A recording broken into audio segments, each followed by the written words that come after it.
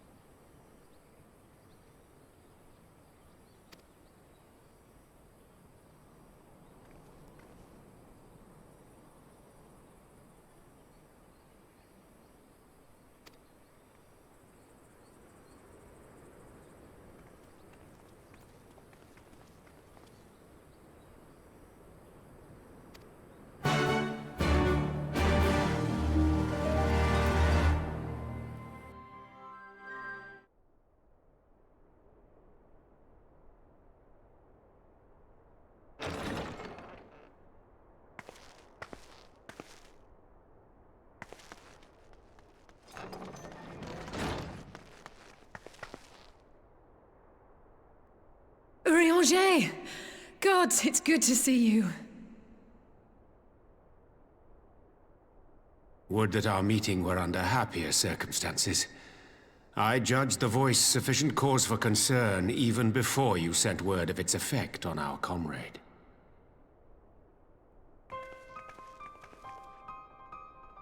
You heard it too, then?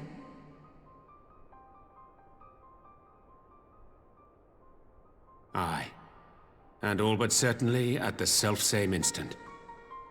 Alas, pained as I was, I could make little sense of what few words did then reach mine ears.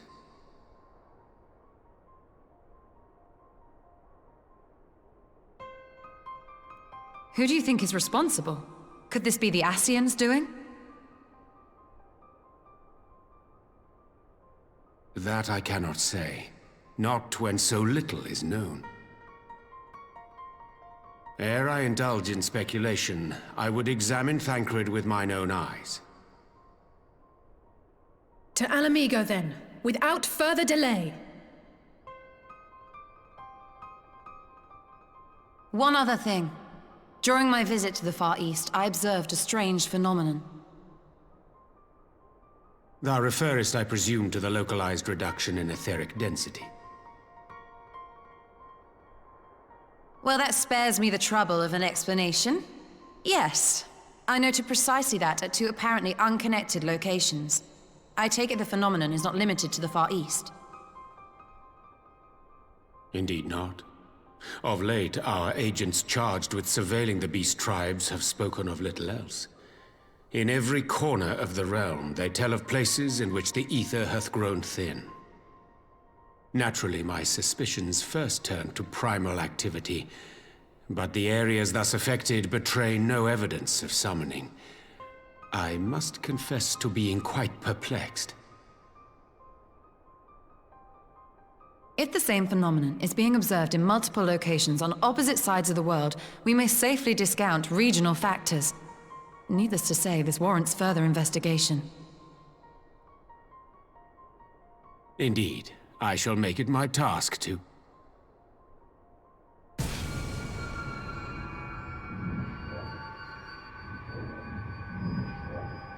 The voice. It calleth to me once more.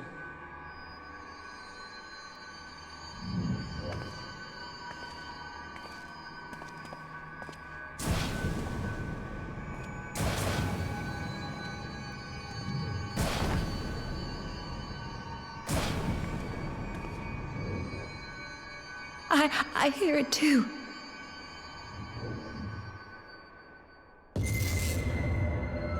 Only you. Only you. No!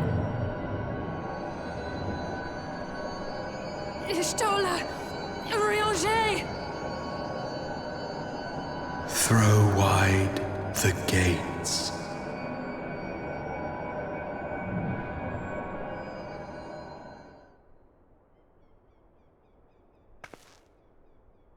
No! No, this can't be happening!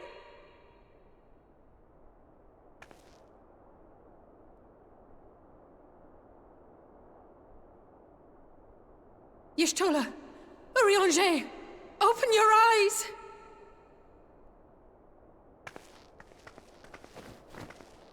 Open your eyes, I beg you! Say something! Anything! Not again. Please, not again!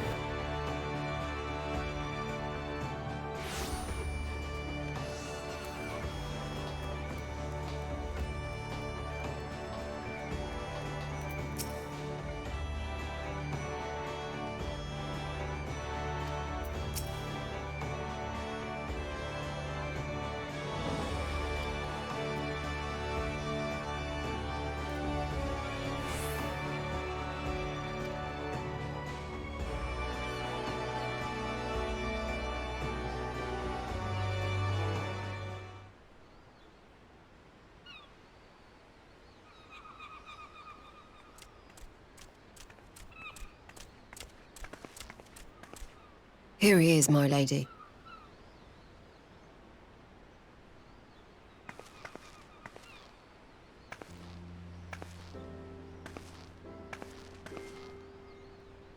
Gaboo, it's been too long.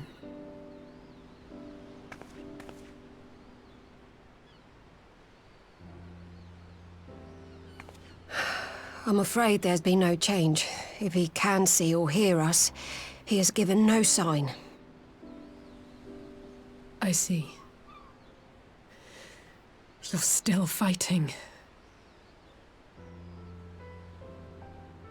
I'm proud of you.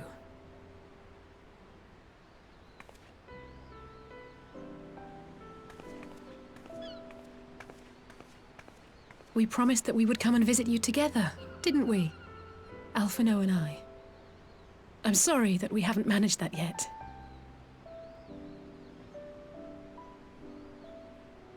You know, with the three of us like this, does it not remind you of that night? Of the stars beyond count twinkling in the heavens? I was feeling pretty low back then. Powerless. But I knew that my brother was close by if I needed him, and that the others would be waiting for me back at the Rising Stones. Not like now.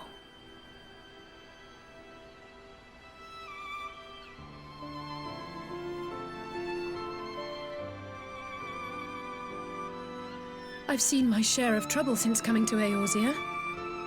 Been reminded again and again of my limitations, of how little I can change about this world. And I've come to know the sorrow of parting all too well.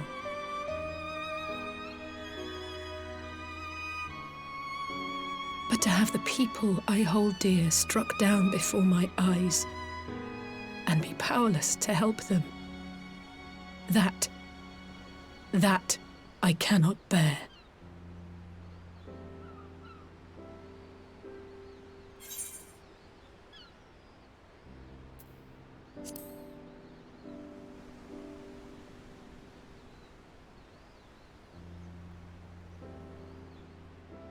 And for that, I am grateful.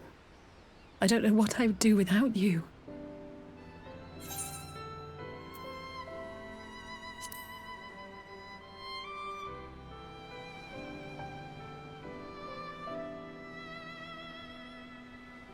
No, I don't. You're right. It's pure arrogance to imagine I can solve everything by myself. You'd think I'd have learned that by now. Thank you. I don't know what I'd do without you.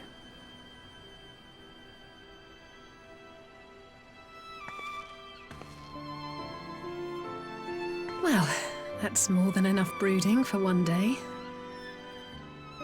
Come on. We have friends to save.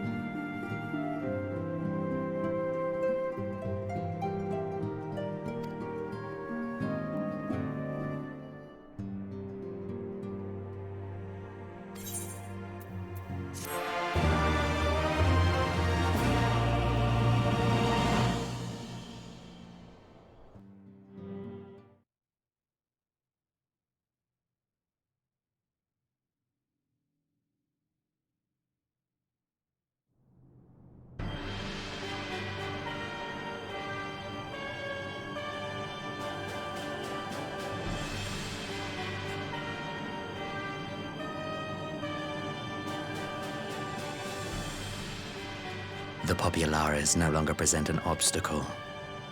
Now is the time to bring the Empire's might to bear. A word from your Radiance is all it takes. But one word, and the Imperial army will fall upon Alamigo as a pack of bloodthirsty wolves and tear that feeble nation apart.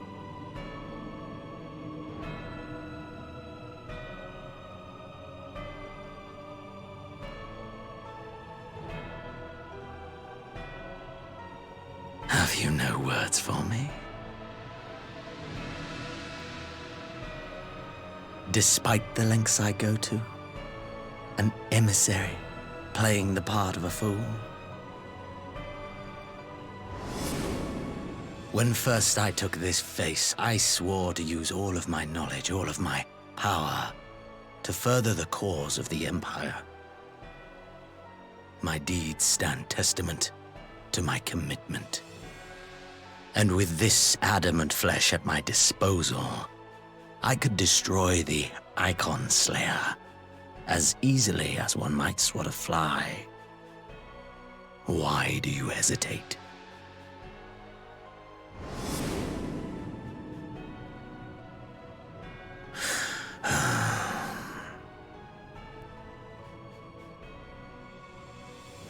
Our enemy is resourceful. Though victory is certain now, it will not remain so indefinitely.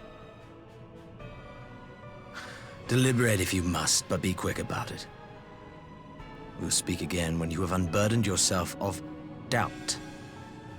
Until then, I take my leave, Father.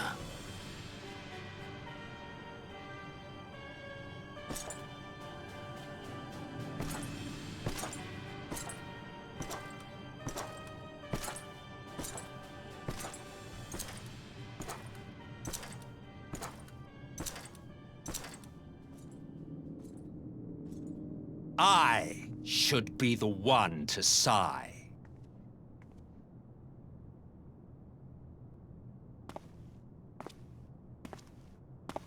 I played my part to perfection.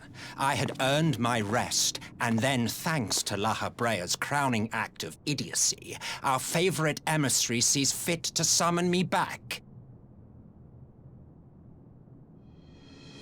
Elidibus was ever a warrior. A most tiresome trait, would you not agree?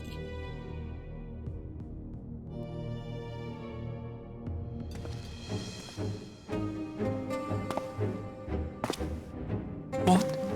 Have you no words for me either? No matter.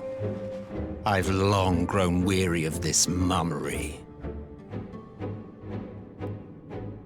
Now, my dearest grandson, let me remind you of your place in the simplest of terms.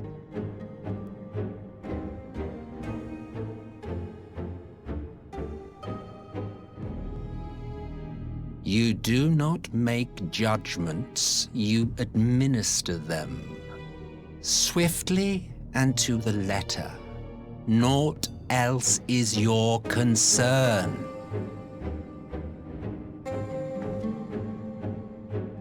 Elidibus may be an insufferable bore, but he is no fool. His choices as emissary seldom err.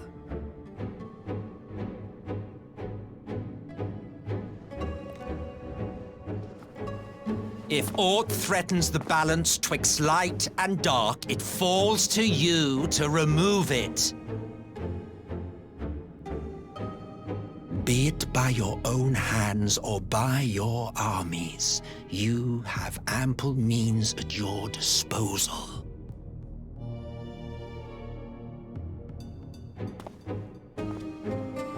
That is why this empire exists, why I built it!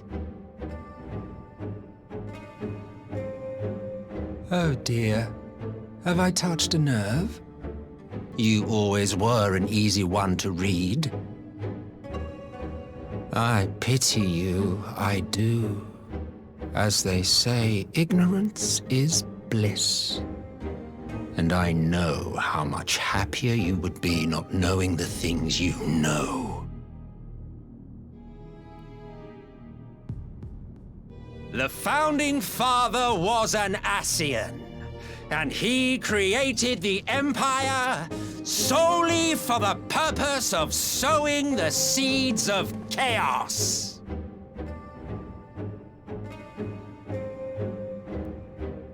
Don't take it personally.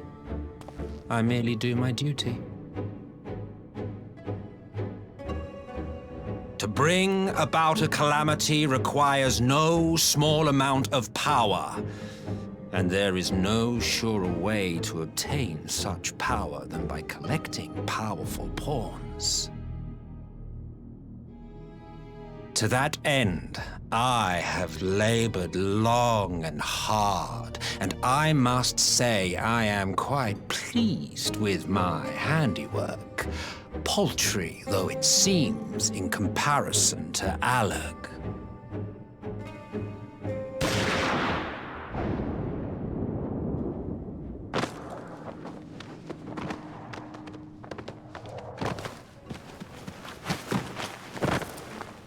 You fiends are overfond of your own voices.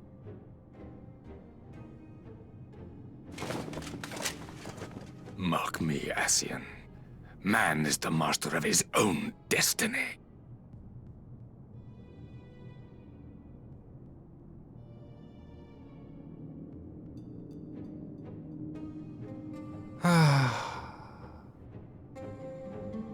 Such a waste of time and energy, both yours and mine.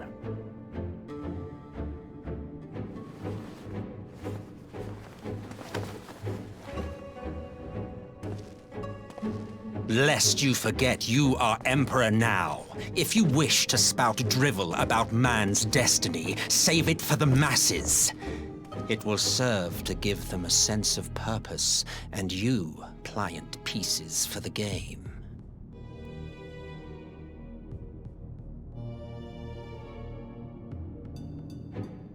Oh, do stop sulking, boy. You, of all people, should understand.